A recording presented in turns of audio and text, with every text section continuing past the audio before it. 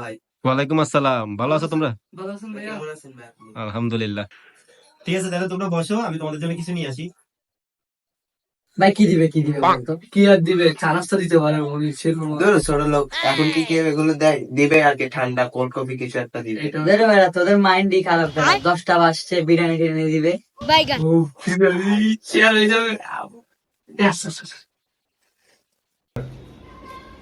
তোমাদেরকে অনেক ওয়েট করাইলাম।